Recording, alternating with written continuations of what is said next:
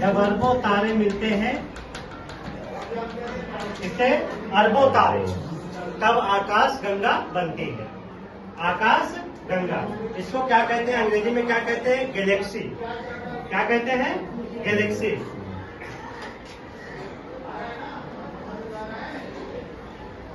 Galaxy अंग्रेजी में इसको क्या बोलते हैं? गैलेक्सी। ये है आपकी आकाश गंगा।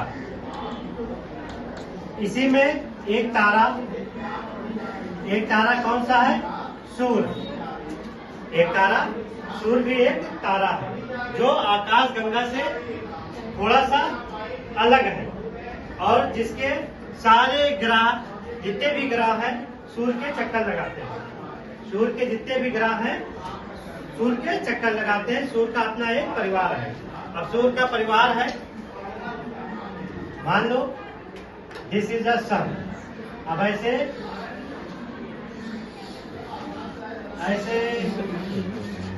जितने भी ग्रह हैं,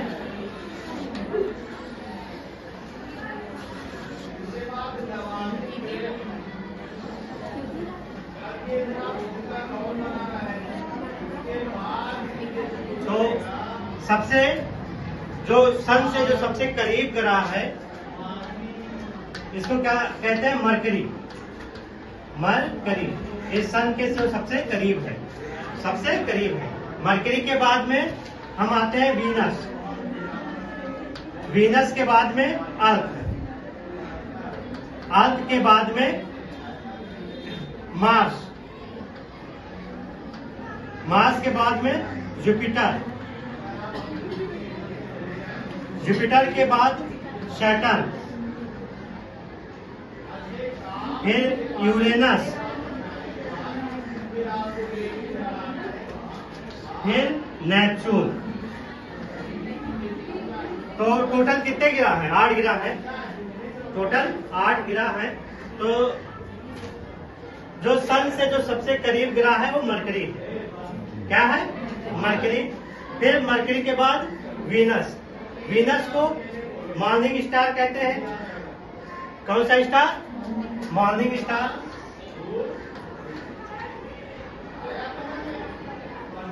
मॉर्निंग स्टार,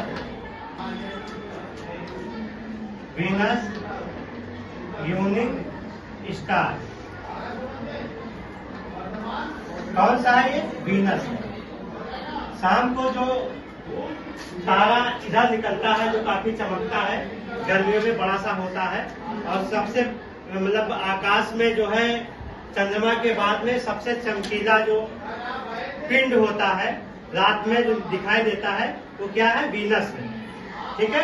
तो वीनस है क्या? एक ग्रह है, और ग्रह जितने भी होते हैं वो सब सूरज से प्रकाशमान होते हैं। अच्छा, सूरज भी किसके चक्कर लगाता है? आकाश गंगा के चक्कर लगाता है। सूरज जो है आकाश गंगा के, तो कितने 250 किलोमीटर प्रति सेकंड की रफ्तार से ये चक्कर लगाता है। 250 किलोमीटर प्रति सेकंड की रफ्तार से।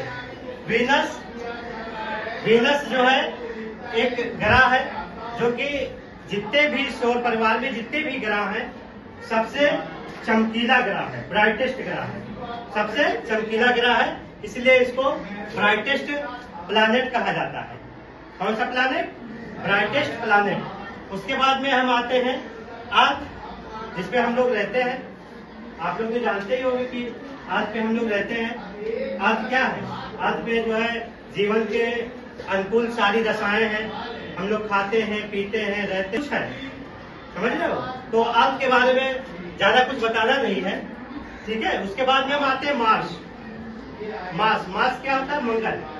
तो अगर कोई 8 ग्रह में कोई ऐसा ग्रह है जिसपे जीवन पनप सकता है, तो लोगों का मानना है, साइंटिस्ट इसी के ऊपर रिसर्च कर रहे हैं।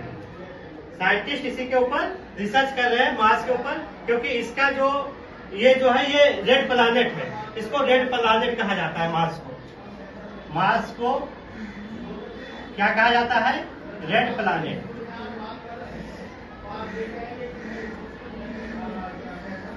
मार्स को क्या कहा जाता है? रेड प्लैनेट, यानी लाल ग्रह।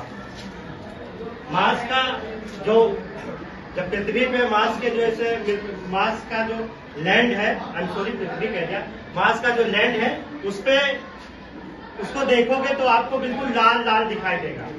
कैसा दिखाई देगा? लाल दिखाई देगा। और काफी बड़े बड़े गड्ढे हैं मार्स पे, इसलिए यहाँ पे साइंटिस्ट खोज रहे हैं कि हो सकता है यहाँ पे जीवन हो मार्स पे। मार्स के बाद क्या है? जुपिटर है। जुपिटर एक ऐसा ग्रह है जितने भी 8 ग्रह 2 बार जुपिटर में समा सकते हैं। 8 ग्रह जुपिटर में एक ऐसा ग्रह है जो 8 ग्रह जुपिटर में 2 बार समा सकते हैं। और ये जो पृथ्वी है आपकी, ये 1300 पृथ्वी जुपिटर में समा सकती है। कितनी पृथ्वी?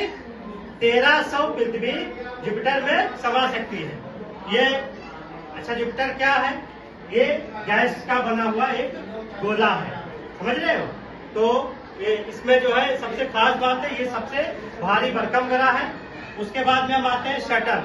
तो सैटर्न को जब आप देखोगे,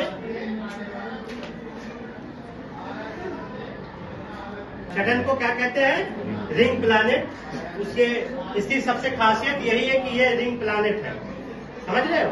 क्या कहते हैं? शनि सवार हो गया, शनि इसको बोलते हैं, हिंदी में बोलते हैं शनि। उसके बाद में यूरेनस। ये यूरेनस जो है पृथ्वी के डबल है, जितनी बड़ी पृथ्वी है पृथ्वी से डबल ग्रह, लेकिन यहाँ का टेम्परेचर काफी लो है क्योंकि ये सन से काफी दूर है। उसके बाद में नेपच्यून, यहाँ भी छल्ले पड़े हैं जो सही से दिखाई नहीं देते, छल्ले इस पे भी पड़े हैं। नेपच्यून भी काफी दूर है, जो कि काफी ठंडा है, समझ रहे हो? तो ये हो गया सोलर परिवार के बारे में जानकारी, ठीक है।